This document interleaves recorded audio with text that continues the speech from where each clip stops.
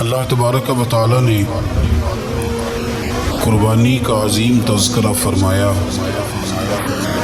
تو ارشاد فرمایا کہ ان صلاتی و نسکی و محیایا و مماتی۔ اے محبوب علیہ السلام، بے شک آپ یہ فرمائیں کہ بے شک میری نماز اور میری قربانیاں، بہت تفصیل میں ڈیٹیل میں جانے کی ضرورت نہیں، قرآن مجید نے مختصر بات کی کہ میرا جینا بھی اور میرا دنیا سے جانا بھی، نماز بھی، قربانی بھی، جینا بھی، مرنا بھی۔ اب اس اجمال نے ساری تفصیلوں کو اپنے اندر بند کر دیا۔ جتنی تفاصیل قربانی کے بارے میں، راہ خدا میں دینے کے بارے میں ہو سکتی تھی، وہ ساری اس آیت نے بند کر دی، بات ختم کر دی۔ بے شک میری نماز، میری قربانی، میرا جینا، میرا مرنا للہ رب العالمین، اس رب کے لیے ہے جو تمام جہانوں کو پالنے والا ہے۔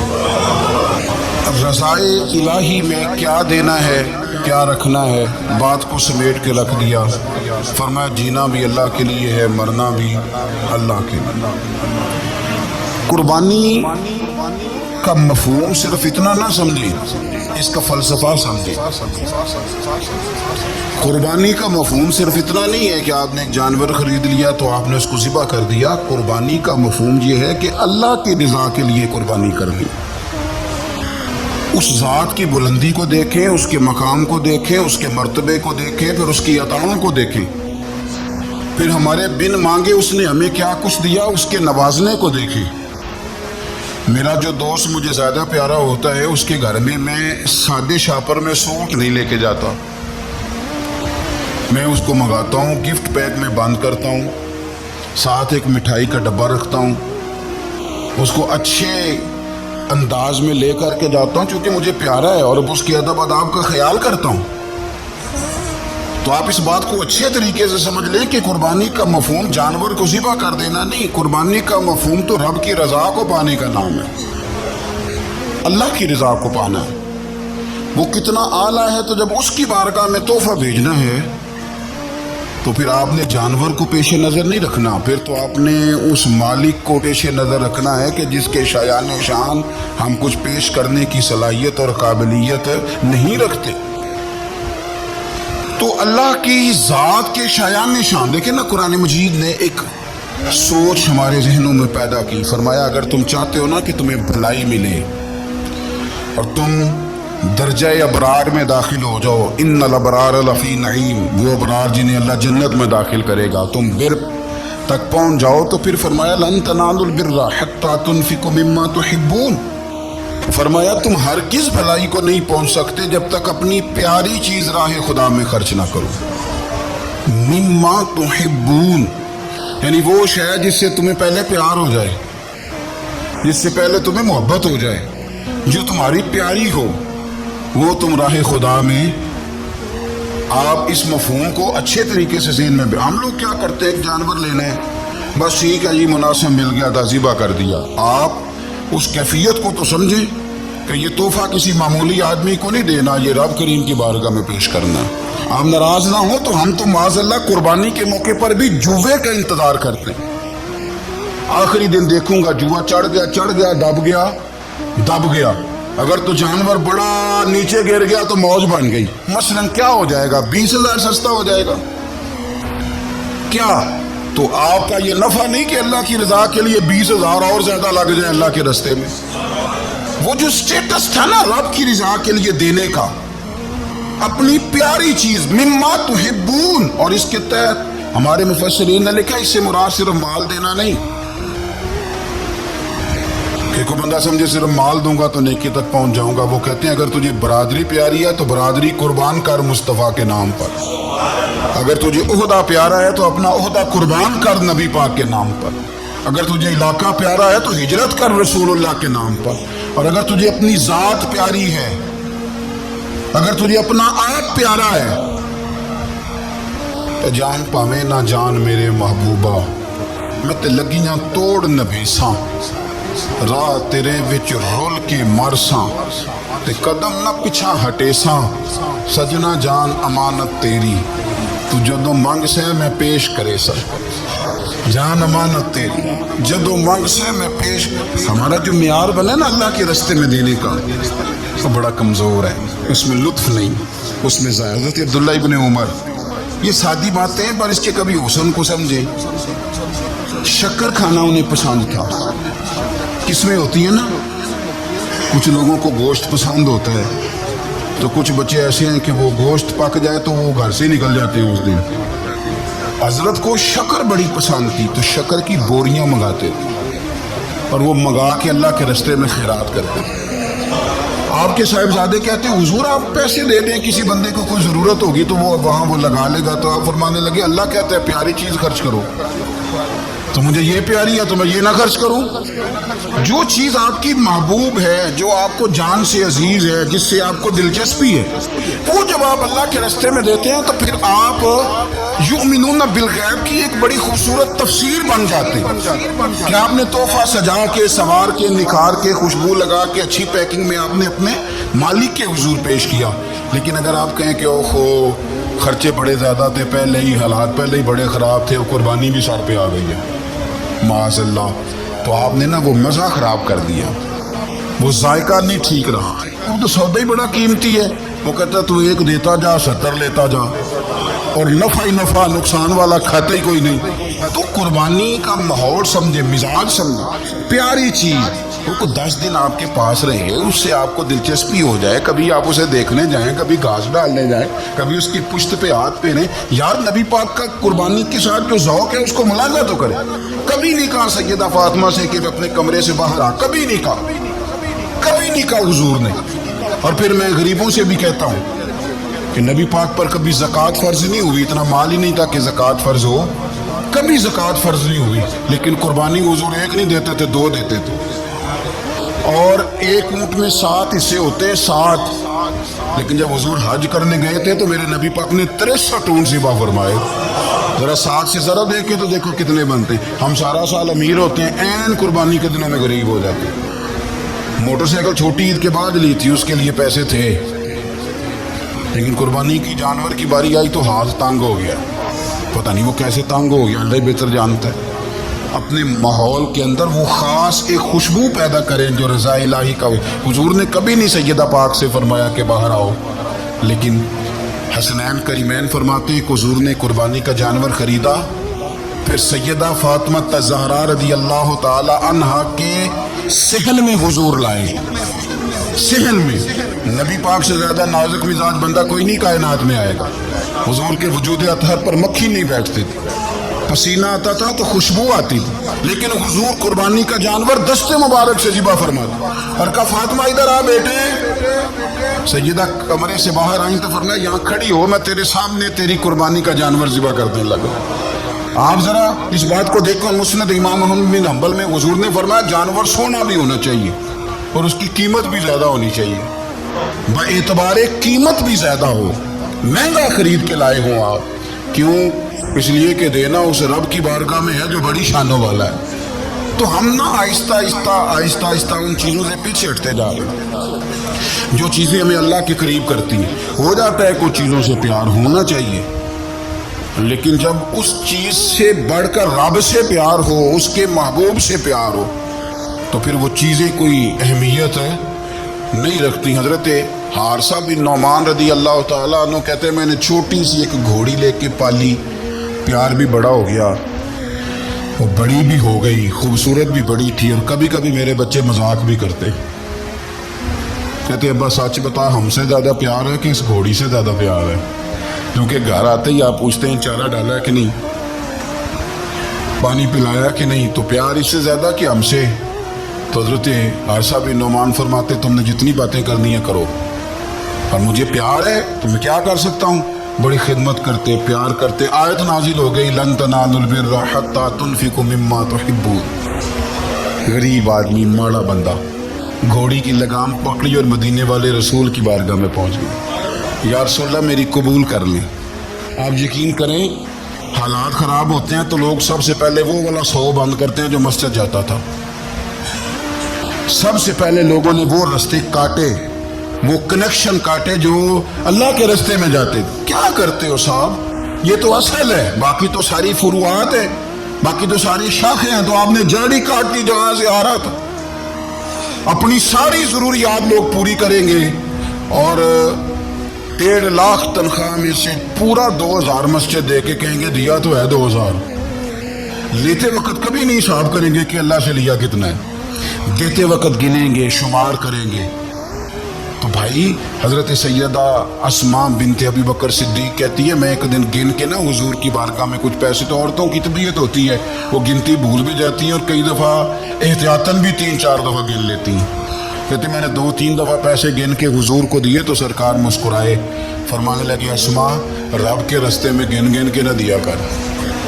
یہ بخاری ہے، گن گن کے نہ دے. یا رسول اللہ کیا کروں؟ فرمایا تو اس کے راستے میں بے حساب دے، وہ بھی تجھے بے حساب ہی عطا فرمائے. زاہدوں نے یہ عجب کام کیا، عجب ہے کہ تسبیح کے دانوں سے جو کام لیا. چاہیے تھا کہ بے شمار پکارتے تجھ کو. یہ بھی کوئی بات ہے کہ گن گن کے تیرا نام لیا؟ یہ بھی کوئی بات ہے گن گن کے تیرا نام لیا؟ میرے عزیز سمجھ لیں اچھے طریقے سے. حضرت حارثہ بن نعمان گھوڑی لے کے آ گئے، یا رسول اللہ قبول کر لیں. تو حضور نے فرمایا تیری قبول ہو گئی. اس بات کو ذرا پھر ایک دفعہ سمجھ لیں، تیری قبول. حضور کو پتہ ہے نا اس کا پیار بڑا ہے، حضور کو پتہ ہے اس نے پالی ہے، پر لے آئے تو فرمایا تیری قبول رکھ لی. کیونکہ آپ کی جو روحانی ترقی ہے وہ بغیر اس کے ممکن نہیں. حضور نے وہ رکھ لی گھوڑی.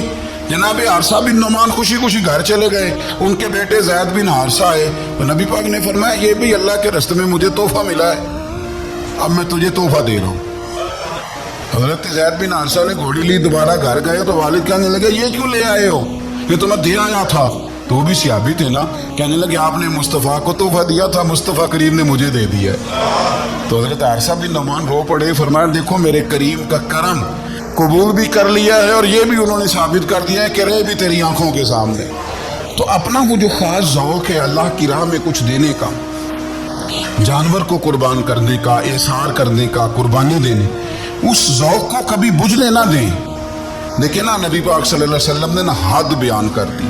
اور میرا خیال ہے یہ حدیث سمجھنے کے بعد بھی اگر سخاوت کا ذوق پیدا نہ ہو تو پھر بندے کو نا سرجری کرانی چاہیے دل کی، اور اس کو سرجری کی ضرورت ہے. نبی پاک صلی اللہ علیہ وسلم نے فرمایا اللہ کے راستے میں خیرات کر کے جہنم سے بچ جاؤ. اللہ کے راستے میں خیرات کر کے جہنم سے بچ جاؤ. اللہ کے راستے میں دیکھ کے جہنم سے بچ جاؤ. اگر کچھ نہ ہو سکے تو کھجور کا ایک ٹکڑا ہی اللہ کے راستے میں خیرات کر دیا کرو. اگر یہاں بھی ذوق یعنی کھجور بھی پوری نہیں، کھجور کا ایک ٹکڑا. ساری زندگی یہی رونا رونا ہے ہم نے کہ غریب بڑے حالات خراب ہے، ماڑے بڑے ہیں، پوری نہیں پڑتی. اس سے آگے بھی جانے ہیں کہ ادھر ہی رہنے. دیکھو یاد رکھو، اچھے طریقے سے سمجھ لو کہ فرمایا صدقہ دے چاہے کھجور کا ایک ٹکڑا ہی دے، ایک ٹکڑا کھجور کا. ہم سمجھ لیں بات کو. ہمارا جو معیار اب خرچ کرنے کا ہے نا وہ تو ہم نے امیر لوگوں کے ذمہ لگا دیا ہے. اور امیر بیچارہ بھی وہ کئی دفعہ الجھ جاتا ہے، وہ کہتا ہے جناب کس کس کو دیں، مسجد کو، مدرسے کو، گلی بنانے والوں کو، قبرستان بنانے والوں کو، غریبوں کو، بیواؤں کو. سب کو پتہ چل گیا محلے میں فلانا بندہ امیر ہے تو ہر ایک کی توجہ اسی کی جانب ہے. اور میں نے تو اپنی زندگی میں یہ بھی دیکھا ہے کہ امیر کے پاس پیسے آ جائیں تو لوگ اس طرح شکوہ کرتے ہیں کہ دیتا نہیں، جیسے اس کے نہیں اس بیچارے کے پیسے ہیں. اس کے بہن بھائی کہہ رہے ہوتے ہیں دیکھو جی خود کروڑوں کی جائیداد خرید لی، ہمیں 5000 نہیں دیا. بھائی خدا کے بندے پیسے اس کے دے چاہے نہ دے. تو جب ہم سارے مل کے سخاوت کریں گے، جب امت ساری یہ شعور پیدا کرے گی، بیدار کرے گی اپنے دل میں باتیں کہ میں نے اللہ کے راستے میں کچھ دینا ہے، تو پھر تھوڑا تھوڑا کر کے. میں اکثر کہتا ہوں کہ ایک پوری یونیورسٹی قائم کر دینا بھی بڑا کمال ہے. تو میں نے اپنے شہر کے اندر ضلع میں ایک یونیورسٹی قائم کر دی. ایک انسٹیٹیوٹ بنا دینا بھی بڑا کمال ہے. اور ایک مدرسہ قائم کر دینا قرآن و سنت کا بہت بڑا کمال ہے. لیکن ہم یہ سارا کچھ نہیں کر سکتے. ایک غریب بچے کا خرچہ تو اٹھا سکتے ہیں کہ نہیں؟ اگر آپ نے ایک غریب بچہ باشعور کر دیا، تعلیم یافتہ ہو گیا، تو آپ نے یونیورسٹی کا کام ہی کیا ہے. لیکن ہم اس طرف بھی آنے کو تیار نہیں ہوتے. اپنی قربانی کے لحاظ سے ماحول کو سخاوت کا رنگ دیں، ماحول کو ذوق کا رنگ دیں. ہمارے ہاں لوگ پوچھنے لگ جاتے ہیں کہ قربانی کا سارا گوشت گھر میں رکھنا جائز ہے؟ बिल्कुल जायज़ है। सारा गोश्त क्या, पूरा ऊँट आप घर में खा लें, शरीयत आपको मना नहीं करती, लेकिन किसने कान में बताया था कि कुर्बानी के बाद गोश्त मिलना ही नहीं? आप यकीन करें, पूछें इलेक्ट्रीशियन लोग जो ये काम करते हैं, मैकेनिक लोग, उनसे पूछें, वो कहते हैं सबसे ज़्यादा फ्रीज़र का काम आने लग गया। लोग फ्रिज ठीक करा रहे हैं इसलिए कि गोश्त स्टॉक करना है, पता नहीं इसके बाद कोई बकरा हाथ आए कि ना आए, आखिरी समझ के खाना है। ऐसा न करो। अगर सारा घर में रखने का मुफ्ती साहब से फतवा पूछ लेते हो, तो क्या किसी मुफ्ती ने ये फतवा नहीं दिया कि सारा बांट देना भी जायज़ है? ये भी फतवा पूछो किसी से, कुर्बानी सारी रखनी भी जायज़ है और सारी बांट देनी भी, एक लुकमा भी ना खाएं, सारी बांट दें। आप बांटते रहे, रब करीम आपको और देने का इरादा फरमाता रहेगा। तो अपने हाँ ये ज़ौक़, अल्लाह के रास्ते में खैरात करने का शौक़, वो ख़ास तवानाई, वो ख़ास और प्यारी चीज़। हज़रत अनस बिन मालिक रज़ी अल्लाह ताला अन्हु फरमाते, मैं बड़ा फरमा बरदार था अपनी माँ का। अम्मा चूल्हे में आग जलाने लगती तो हज़रत अनस बिन मालिक अर्ज़ करते, अम्मा जी आग तो मुझे भी जलानी आती है, रोटियां नहीं पकानी आती, तो मैं आग जला देता हूँ, आप रोटियां पका दें। बच्चे सारे ही अच्छे होते हैं, पर कुछ की अदाएँ बड़ी निराली होती, वो फरमा बरदार होते हैं, उनसे प्यार हो जाता है। हज़रत अनस बिन मालिक कहते हैं, मेरी अम्मा बड़ा प्यार करती थी। मेरी उम्र 10 साल हो गई और मदीना भी सारा नूर से भर गया। मदीने वाले रसूल हिजरत करके तशरीफ ले आए। अब ये लाडले बेटे हैं, माँ के लाडले लाडले बेटे। अल्लाह अकबर। माँ ने क्या किया, हजरत अनस बिन मालिक का बाजू थामा, मदरसे में नहीं लेके गई, यूनिवर्सिटी में नहीं लेके गई, कॉलेज में नहीं लेके गई, जहाँ से सारे इल्म जन्म लेते हैं ना, जहाँ से सारे यूनिवर्सिटियाँ बनती हैं, उस महबूब की बारगाह में बेटा पेश कर दिया। दिल पे हाथ रख के बताओ, मैंने कह दिया, आपने सुन लिया। इश्क हो जाए हमें मुर्शिद से, इश्क हो जाए हमें उस्ताद से। लोग बच्चा पढ़ने के लिए तो उनके इदारे में भेज देते हैं। कभी आपने सुना हो कि कोई बच्चा इसलिए भेज दे कि ये आपके घर के काम काज करेगा? ये बड़ा मुश्किल काम है। इंसान को औलाद कमज़ोर कर देती है, बंदा औलाद के हक में बुज़दिल हो जाता है। वो नहीं तस्लीम करता कि मेरा बच्चा इस तरह नौकरी करे, लेकिन ये शान है उनके गुलामों की। हजरत अनस बिन मालिक का बाजू थाम के माँ ने कहा, और माँ ने कहा मुस्तकबिल की कोई फिक्र नहीं, लाके हुजूर की बारगाह में पेश किया। अर्ज करने लगी, या रसूल अल्लाह सल्लल्लाहु अलैहि वसल्लम, अनस ना आपके घर के काम काज किया करेगा।